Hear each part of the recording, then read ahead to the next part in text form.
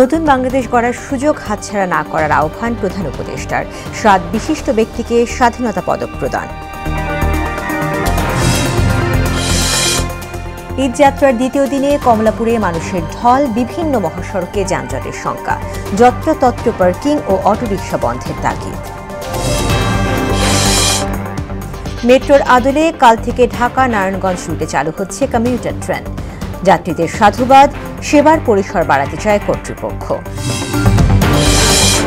এবং ভয়াল 25 মার্চ আজ অপারেশন সার্চ লাইটের নামে ৭১-এ বাংলার হত্যাযজ্ঞ চালায় পাক বাহিনী। স্বাধীনতা দিবস ঘিরে প্রস্তুত জাতীয় স্মৃতিসৌধ।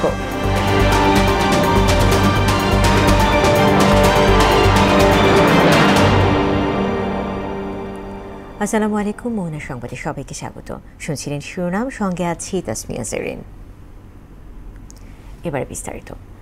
স্বাধীনতা যুদ্ধের উদ্দেশ্য ছিল একটি ন্যায়ভিত্তিক সমাজ প্রতিষ্ঠা করা, যা এখনও সম্ভব হয়নি বলে জানিয়েছেন প্রধান উপদেষ্টা প্রফেসর মোহাম্মদ ইউনূস। সকালে ওসমানী স্মৃতি মিলনায়তনে 7 বিশিষ্ট ব্যক্তিকে স্বাধীনতা পদক 2025 প্রদান অনুষ্ঠানে তিনি বলেন, অভ্যুত্থানের মাধ্যমে নতুন বাংলাদেশ বিনির্মাণের যে সুযোগ এসেছে তা কখনো হাতছাড়া করা যাবে না। মরণোত্তর স্বাধীনতা পুরস্কার দেয়া শেষ হলে শুধু জীবিতদের পুরস্কার দিতে হবে বলেও উল্লেখ করেন প্রধান উপদেষ্টা। তার সঙ্গে স্মরণ করছি জুলাই গণ অভ্যুত্থানের শহীদ ও আহতদের।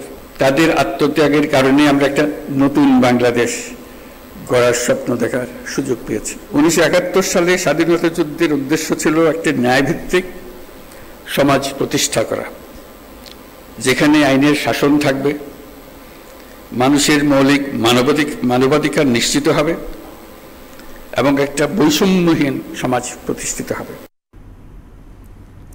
শপথ নিলেন আপিল বিভাগে নিয়োগ পাওয়া 2 বিচারপতি AKM আসাদুজ্জামান ও ফারাহ মাহবুব। সকালে সুপ্রিম কোর্টের জাজেস লাউঞ্জে তাদের শপথ পড়িয়েছেন প্রধান বিচারপতি সৈয়দ রিফাত আহমেদ। 2 জনের শপথের মধ্য দিয়ে আপিল বিভাগের বিচারপতির সংখ্যা দাঁড়িয়েছে 7 জনে। এ সময় আপিল বিভাগ ও হাইকোর্টের বিচারপতিরা উপস্থিত ছিলেন। AKM আসাদুজ্জামান 2003 সালের 27 আগস্ট হাইকোর্টের অতিরিক্ত বিচারপতি হিসেবে নিয়োগ পান, আর ফারাহ মাহবুব হাইকোর্টের অতিরিক্ত বিচারপতি হন 2004 সালে।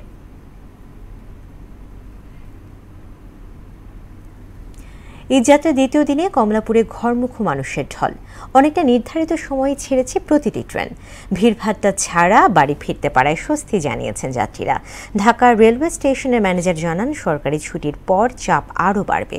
অবশ্য সেক্ষেত্রেও প্রস্তুতি নেওয়া হয়েছে।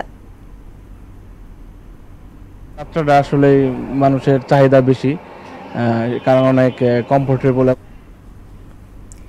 ঈদযাত্রায় বিভিন্ন মহাসড়কে যানজটের আশঙ্কা থেকেই যাচ্ছে। এর মধ্যে গাজীপুর চৌরাস্তা ও কালিয়াকৈরে চন্দ্রা তেমাথা মোড় এবং নারায়ণগঞ্জের কাঁচপুর বাসস্ট্যান্ড, মদনপুর, মুরগাপাড়া চৌরাস্তা সহ বেশ কয়েকটি মোড় অন্যতম। যাত্রী ও চালকদের দাবির প্রেক্ষিতে এসব এলাকায় সতর্ক অবস্থান থাকবে বলে জানিয়েছে পুলিশ প্রশাসন। প্রতিনিধিদের তথ্যে ডেস্ক রিপোর্ট। চন্দ্রা তেমাথা মোড় দিয়ে উত্তরবঙ্গের 22টি জেলার যানবাহন চলাচল করে। মোড়ে আইল্যান্ড স্থাপন করায় সড়কের পশ্চিম পাশে রাস্তা সরু হয়ে পড়েছে। এবারের ঈদযাত্রায় এতেই দেখা দিতে পারে বিপত্তি। নবীনগর ও বাইপাইল হয়ে ছুটে আসবে হাজার হাজার বাস, আবার গাজীপুর থেকেও আসবে অসংখ্য যান। ফলে চন্দ্রা মোড়ে যানজট অবধারিত বলে মনে করেন যাত্রী ও চালকরা। এই পার দু পার থেকে গাড়ি আসে, এই জন্য যানজটটা বাজে। আইল্যান্ডে মনে করেন যে গাড়ি ঢুকলে ভিতরে যে গাড়ি সবাই প্যাসেঞ্জার ওঠায়, মনে করেন যে যানজট বেঁধে থাকে। গাজীপুর হাইওয়ে পুলিশের অতিরিক্ত ডিআইজি আকমো আক্তারুজ্জামান বসুনিয়া বলেছেন, চন্দ্রা মোড়ে যানজট নিরসনে ব্যবস্থা নেওয়া হবে। এই ফ্লোটাকে স্বাভাবিক রাখার জন্য আর কি আমরা চেষ্টা করব, যাতে এই জায়গাতে আর কোনো ধরনের অবস্টাকল তৈরি না হয় বা একটা গাড়ির পিছনে আরেকটা গাড়ি এসে থামিয়ে আপনার যাতে পুরো রাস্তাটা ব্লক না হয়ে যায়, এই ব্যবস্থাটা আমরা করব। ঈদযাত্রায় কেন্দ্র করে ঢাকা মাওয়া এক্সপ্রেসওয়েতে বেড়েছে দক্ষিণ পশ্চিমবঙ্গগামী যানবাহনের চাপ। গতি নিয়ন্ত্রণে মহাসড়কের বিভিন্ন জায়গায় ভ্রাম্যমাণ চেকপোস্ট বসিয়েছে হাইওয়ে পুলিশ। টোল প্লাজার যানজট নিয়ন্ত্রণেও নেওয়া হয়েছে ব্যবস্থা। কোনো প্রকার মানুষের সমস্যা না হয় পদ্মা সেতু কর্তৃপক্ষের সাথে, যাতে খুব দ্রুত টোল আদায় করে গাড়িগুলা পার করা। ঝুঁকি এড়াতে যারা আগেভাগেই বাড়ির প্রাণে রওনা দিয়েছেন তাদের দাবি যানবাহন সিন্ডিকেট নিয়ন্ত্রণে নজরদারি বাড়ানোর। এই যে গাড়ির একটা হয়রানি, এরা সারা বছরই এরকম করে। ঈদের আগেই যাচ্ছি, তথাপিও এখনো আমরা পর্যাপ্ত পরিমাণ টিকিট পাইনি। ঈদ যাত্রায় ব্যস্ত হয়ে উঠেছে ঢাকা টাঙ্গাইল ও ঢাকা ময়মনসিংহ মহাসড়ক। যানজট নিয়ন্ত্রণে ফুটপাত দখলমুক্ত, ব্যাটারি চালিত রিক্সা নিয়ন্ত্রণ, রং সাইডে গাড়ি চলাচল এবং যত্রতত্র পার্কিং ও উঠানামা বন্ধ করা জরুরি বলে মনে করেন এই পথ ব্যবহারকারীরা। ঈদযাত্রা নির্বিঘ্ন করতে পুলিশের পক্ষ থেকে আগেভাগেই ব্যবস্থা নেওয়ার কথা জানিয়েছেন মহানগর পুলিশ। ক্রাইম পুলিশ যখন রোডের উপরে থাকবে, ভলেন্টিয়াররা যখন রোডের উপরে, জনগণ যখন আমার পাশে কাজ করবে, আমি মনে করি ছিনতাই, এই চুরি ছিনতাইগুলো অবশ্যই দমন হবে। ঢাকা সিলেট ও ঢাকা চট্টগ্রাম মহাসড়কের দৈনিক অন্তত 18 থেকে 20,000 যানবাহন চলাচল করে। ঈদের সময় যানবাহনের চাপ প্রায় দ্বিগুণ বেড়ে যায়। মহাসড়কের নারায়ণগঞ্জ অংশের সাইনবোর্ড হতে সোনারগাঁওয়ের মেঘনা টোল প্লাজা পর্যন্ত মোট 21 কিলোমিটার সড়ক, মৌচাক bus stand, Chittagong road, Shimrail মোড়, কাশপুর বাস স্ট্যান্ড, মদনপুর ও মোরগাপাড়া চৌরাস্তায় যানবাহন চালক ও যাত্রীদের যানজটের ভোগান্তিতে পড়তে হয়। যানজট হয়তো প্রশাসনের জন্য আমরা অনুরোধ করব যেন প্রশাসনের নিরসন করে রাস্তাঘাট। পরিবহন কর্তৃপক্ষ বলছেন আইন শৃঙ্খলা বাহিনী তৎপর থাকলে ঈদযাত্রায় স্বস্তিদায়ক হবে। এটা যদি আইন শৃঙ্খলা বাহিনী একটু সক্রিয়ভাবে এটা পরিষ্কার পরিচ্ছন্ন রাখে তাহলে হয়তো মানুষের যাত্রা নির্বিঘ্ন হবে। কাশপুর হাইওয়ে থানার অফিসার ইনচার্জ কাজী ওয়াহিদ মোর্শেদ জানান, মহাসড়কে বিশৃঙ্খলা এড়াতে ইতিমধ্যেই বিভিন্ন উদ্যোগ নেওয়া হয়েছে। আমরা তো নিয়মিত টহলের মাধ্যমে কোথাও যদি ছোটখাটো সমস্যা আমরা দ্রুত নিষ্পত্তি করে রাস্তাটা সচল থাকে সেই চেষ্টা করব। সবকিছুর পর এবারের ঈদযাত্রা নির্বিঘ্ন হবে এমনটাই চাওয়া সবার। তাহসিন তারিন, মোহনা সংবাদ। দর্শক, ঢাকা ময়মনসিংহ মহাসড়কের খবর জানাতে আমাদের সঙ্গে যুক্ত হচ্ছেন সহকর্মী আতিকুর রহমান। আতিক, ঈদের সময় দেশের বিভিন্ন মহাসড়কের ভয়াবহ যানজট দেখা যায় আমরা জানি। তো ঈদ ঢাকা ময়মনসিংহ বা ঢাকা টাঙ্গাইল যার অন্যতম একটা জায়গা, তো এমন যানজটের কারণগুলো কি আসলে আমাদেরকে জানাবেন, আর সেই সাথে অতীত অভিজ্ঞতার প্রেক্ষিতে এবারে কি ধরনের পদক্ষেপ আসলে কর্তৃপক্ষ নিয়েছে সেটাও আমাদেরকে জানাবেন।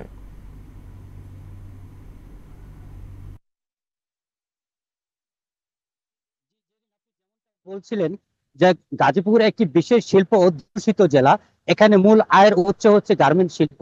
ইতিমধ্যে যদিও সরকারি ছুটি কিন্তু আগামীকালকে থেকে ঘোষণা করা হবে, তার মধ্যে কিন্তু কিছু কিছু শ্রমিক কিন্তু বাড়ির পথে কিন্তু অলরেডি ছুটে চলছেন। আমি এখন দাঁড়িয়ে আছি গাজীপুরের ঢাকা টাঙ্গাইল যে মহাসড়কের চিত্রটা এই মুহূর্তে আমি আপনাদেরকে একটু দেখানোর চেষ্টা করছি।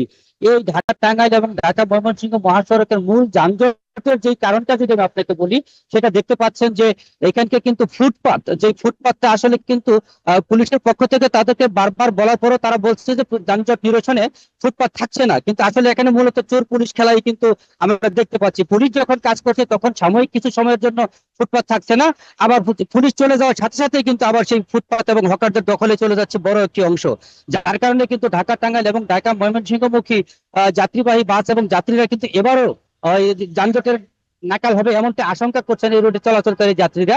তবে আমি কিছুক্ষণ আগে কথা বলেছিলাম গাজীপুর মেট্রোপলিটনের যে ট্রাফিকের এডিসি অশোক পাল, তিনি আমাকে যেমনটা জানিয়েছিলেন যে আব্দুল্লাহপুর থেকে মহানগর এলাকায় কিন্তু যানজট নিরসন এবং কোনো গাড়ি রাস্তায় বিকল হওয়ার সাথে সাথেই যেন পুলিশ এটাকে দ্রুত সরিয়ে ফেলতে পারে, এজন্য কিন্তু 9টি রেকারকে তারা সার্বক্ষণিক প্রস্তুত রাখা হয়েছে এমনটা পুলিশের পক্ষ থেকে বলা হয়েছে। মহানগর মেট্রোপলিটনের কমিশনার কিন্তু আমাকে যে জিনিসটা জানিয়েছেন সেটা হচ্ছে যে পুলিশের কিন্তু তারা যে প্রতিনিয়ত যেই ট্রাফিক পুলিশ সড়কে ডিউটি করে তার পাশাপাশি কিন্তু যারা থানা এবং সিটি এসবিতে যারা ডিউটি করে সকলকেই কিন্তু তারা মহাসড়ক মুখী রাখছেন এই ঈদের আগ পর্যন্ত। কিন্তু তো এমনটা পুলিশের পক্ষ থেকে জানিয়েছেন। পুলিশ এবং আইন শৃঙ্খলার পাশাপাশি কিন্তু সিটি কর্পোরেশনের যেই স্বেচ্ছাসেবক আছে, সিটি কর্পোরেশনের পক্ষ থেকেও কিন্তু এখানে প্রায় 2 থেকে 300 স্বেচ্ছাসেবক কাজ করবেন এমনটা জানিয়েছেন জিএমপি কমিশনার নাজমুল করিম খান। তবে আমি আসলে আপনাকে একটি বিষয় জানিয়ে রাখতে চাই যে এখানে কিন্তু মহাসড়কের আরেকটি বিষয় যেটা হচ্ছে যে অটো রিক্সাগুলি আছে এবং ছোট ছোট যে যানবাহনগুলি আছে এগুলি কিন্তু উল্টো পথে প্রতিনিয়তই চলাচল করার কারণে কিন্তু দুর্ঘটনা উল্টো পথে প্রতিনিয়তই চলাচল করছে, যেটা আমরা এখনো দেখতে পাচ্ছি। এর কারণে কিন্তু যানজটের অন্যতম একটা কারণ এই অটো রিক্সা। তো এ ছিল আমার গাজীপুরের ঢাকা ময়মনসিংহ এবং ঢাকা টাঙ্গাইল মহাসড়কের সবশেষ পরিস্থিতি। জেরিন, আতিক, আপনাকে ধন্যবাদ। মেট্রোর আদলে ঢাকা নারায়ণগঞ্জ রুটে কমিউটার ট্রেন চালু হচ্ছে ২৬ মার্চ থেকে। পুরাতন কোচ সংস্কার করে অধিক যাত্রী পরিবহনের জন্য স্বল্প দূরত্বে নতুন করে এই সেবা চালুর সিদ্ধান্ত নিয়েছে বাংলাদেশ রেলওয়ে। এই উদ্যোগকে স্বাগত জানিয়েছেন যাত্রীরা। কর্তৃপক্ষ বলছে, নতুন এই সেবায় ভোগান্তি লাঘবের পাশাপাশি দ্রুত ও আরামদায়ক ভ্রমণ করতে পারবেন যাত্রীরা। মাহবুব হাসান রিপনের প্রতিবেদন।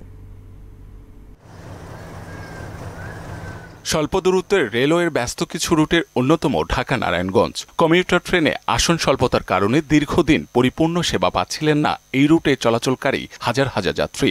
অবশেষে সেই আক্ষেপ দূর করে মেট্রো রেলের আদলে কমিউটার ট্রেন সেবা চালু করেছে বাংলাদেশ রেলওয়ে, যা ঢাকা নারায়ণগঞ্জ রুটে চলবে ২৬ মার্চ থেকে। প্রতিদিন এই রুটে চলবে ১৪ জোড়া ট্রেন। ভোর ৫:৪৫ নারায়ণগঞ্জ রেল স্টেশন ছেড়ে আসবে প্রথম কমিউটার। এরপর সকাল ৬:৪০, ৮:২০, সকাল ৯:২৫, সকাল ১১টা সহ প্রায় প্রতি ১-১.৫ ঘন্টায় মিলবে ঢাকা যাওয়ার ট্রেন। সর্বশেষ কমিউটার মিলবে রাত ১১:২০। অপরদিকে ভোর ৫:১৫টায় ঢাকার রেল স্টেশন ছেড়ে যাবে প্রথম কমিউটার। এরপর সকাল ৬টা, ৬:৩০, ৮:২০ ও সকাল ১০:৩৫ নারায়ণগঞ্জ যাওয়ার ট্রেন পাওয়া যাবে। সবশেষ কমিউটার ঢাকা ছাড়বে রাত ৯:৫৫। চট্টগ্রামের পাহাড়তলী ওয়ার্কশপে পুরনো কোচ সংস্কার করে মেট্রোর আদল দেওয়া হয়েছে। আগের আসনগুলো সরিয়ে দুপাশে নতুন আসন বসানোর পাশাপাশি প্রয়োজনীয় লাইট ও ফ্যান সংযুক্ত করা হয়েছে। যারা দাঁড়িয়ে যাত্রা করবেন তাদের জন্য রাখা হয়েছে বিশেষ ব্যবস্থা। আলহামদুলিল্লাহ, এটা তো খুবই ভালো খবর এবং আমাদের জন্য খুবই উপকারী। কারণ আমরা যে ঢাকা থেকে মিরপুর যাইতাম তো অনেক প্রায় ২ ঘন্টা ২.৫ ঘন্টা সময় লাগতো, এখন প্রায় অল্প সময়ের ভিতরে আমরা মতিঝিলে আসছি। সময় সাশ্রয়, এমনকি আমরা খুব দ্রুতভাবে গন্তব্যে পৌঁছাতে পারবো। মেয়েদের সিট আলাদা হবে, পুরুষের সিট আলাদা হবে। এরকম কোনো সময় না যে বাসের ভিতরে যাই আমরা পুরুষ মেয়ে একসাথে ধাক্কা থাকে, যে অন্যরকম ভাবে হয়।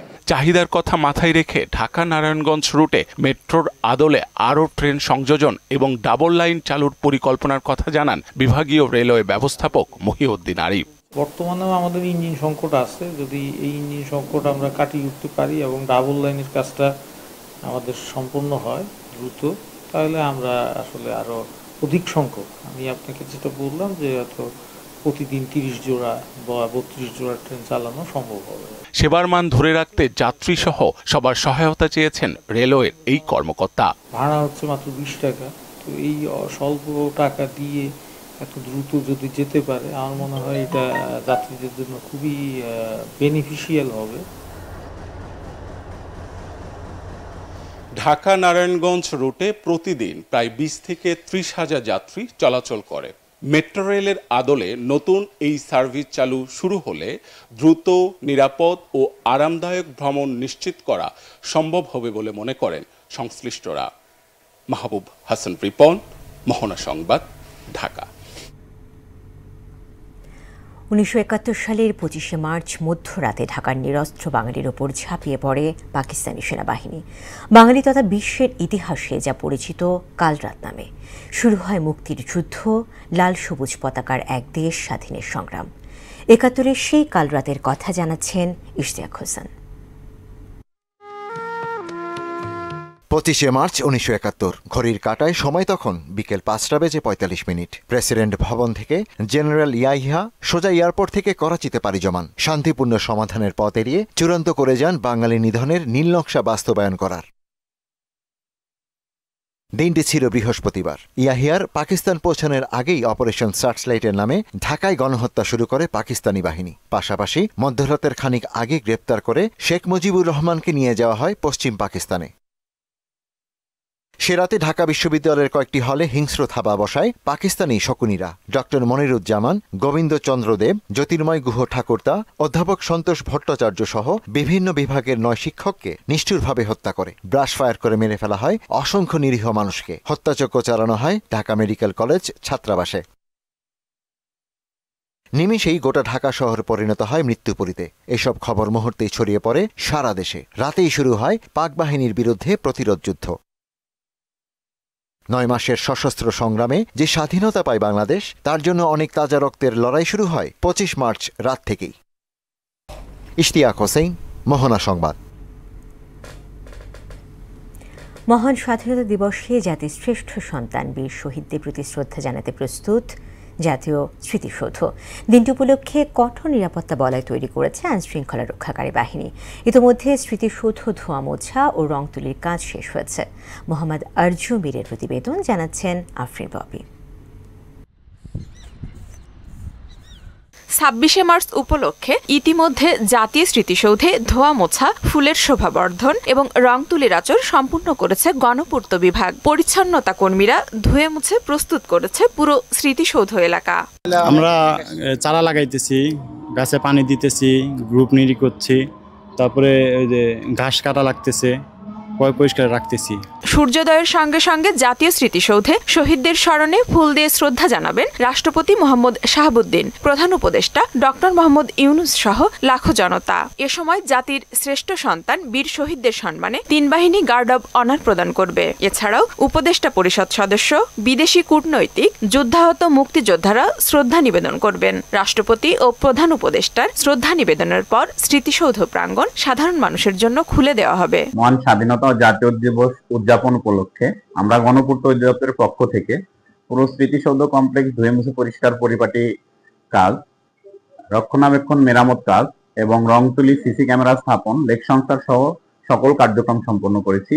শ্রদ্ধা নিবেদনে জাতীয় স্মৃতিসৌধের সকল প্রস্তুতি সম্পূর্ণ করেছে গণপূর্ত বিভাগ। প্রতিবারের ন্যায় এবারও ২৬শে মার্চ উপলক্ষে আমাদের এখানে ৩,৫০০ পুলিশ সদস্য মোতায়েন থাকবে।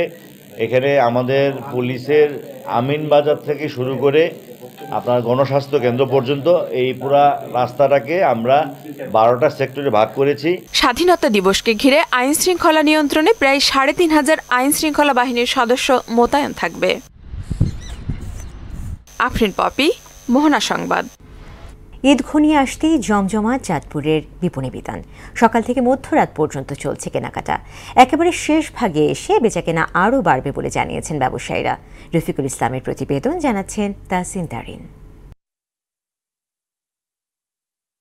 পবিত্র ঈদ উল ফিতরকে সামনে রেখে চাঁদপুরের মার্কেটগুলোতে জমে উঠেছে ঈদের কেনাকাটা। Hawkers market, Mir shopping complex, Hakim plaza, Faisal shopping complex সহ শহরের ছোট বড় সব মার্কেট এবং বিপণী বিতানে ক্রেতাদের উপচে পড়া ভিড়। ঈদের বাহারি পোশাকে ভরে গেছে দোকানপাট ও শপিং মলগুলো।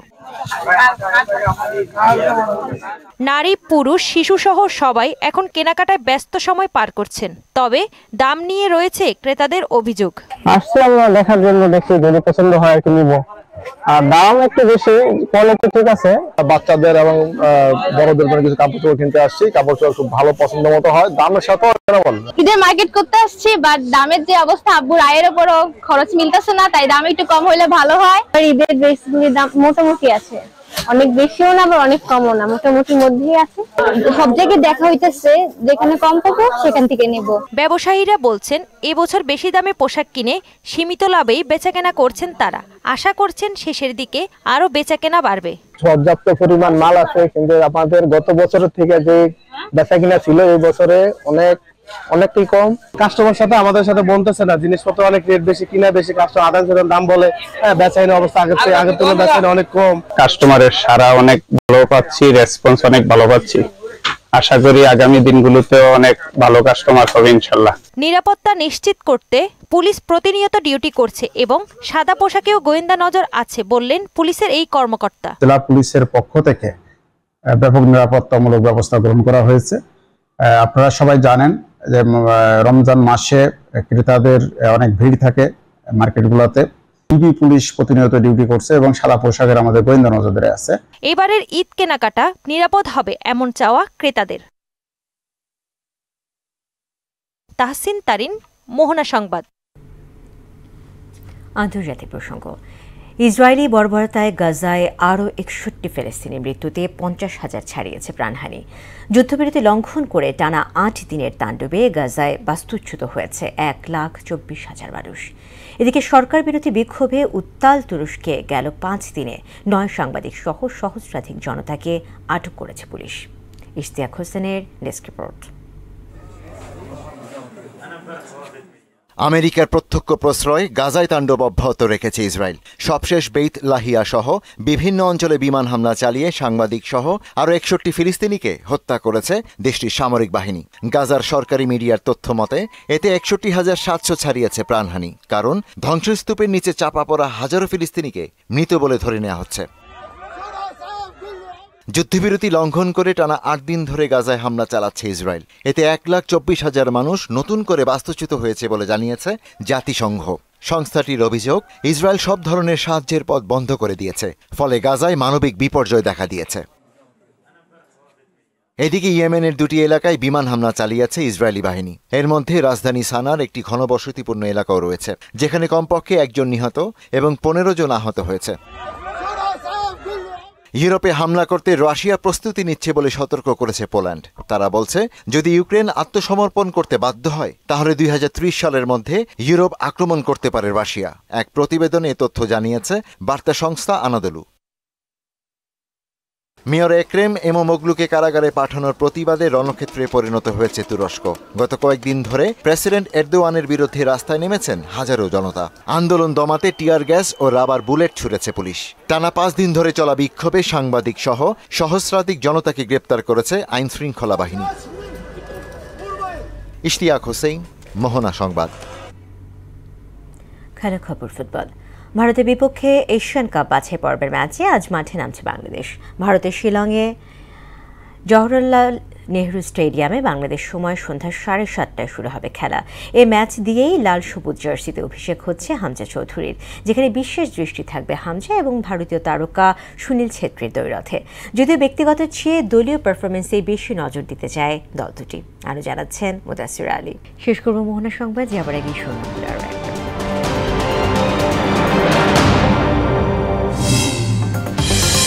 নতুন বাংলাদেশ গড়ার সুযোগ হাতছাড়া না করার আহ্বান প্রধান উপদেষ্টার। 7 বিশিষ্ট ব্যক্তিকে স্বাধীনতা পদক প্রদান।